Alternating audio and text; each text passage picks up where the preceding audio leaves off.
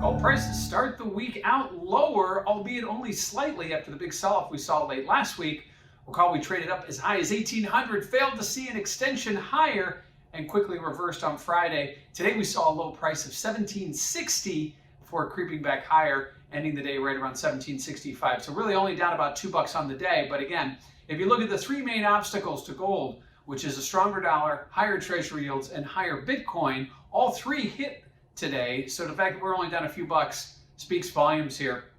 Gold prices have been traded the first half of the month hovering around that 1750 level. That seems to be a pretty important line in the sand, and keep an eye on that level. As we get closer to it, it seems some buyers are more willing to step in, knowing that a trade south of 1750 likely will take us much lower. But until we get there, we're continue to see modest, steady buying in gold just above the 1750 level. And right now we're trading at 1765.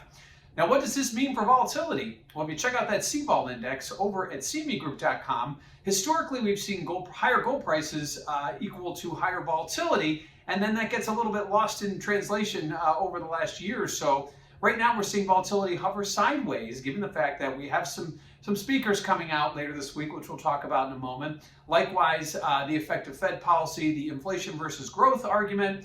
There's a lot of uncertainty out there. When you take the largest economy in the world over in China, and they start to see lower growth figures, it starts to create some concerns. So while we see these stronger dollars, higher treasury yields, and higher Bitcoin and not lower gold, it's likely because of the uncertainty that we're seeing globally, and that will continue until there's any kind of clarity. And lastly, what do we have ahead?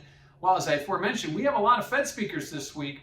Two of the ones I want to point out, Fed President Bostic out of Atlanta will be speaking. Now, you recall last week he talked about inflation possibly being non-transitory, not being transitory, as the Fed has said for the last several months. He speaks again tomorrow. He will be talking about the economy. It'll be interesting to see how he talks, or basically how he chooses his words after what he had said last week. Likewise, at the end of this week, on Friday, we get Mr. Powell, the Fed chair. Clearly, he wants to make some clear comments about what has been talked about with inflation. He has been pounding the desk here that it is transitory and that it is only a temporary, and that the Fed does not have to worry about long-term inflation, which is something the market is obviously very concerned with.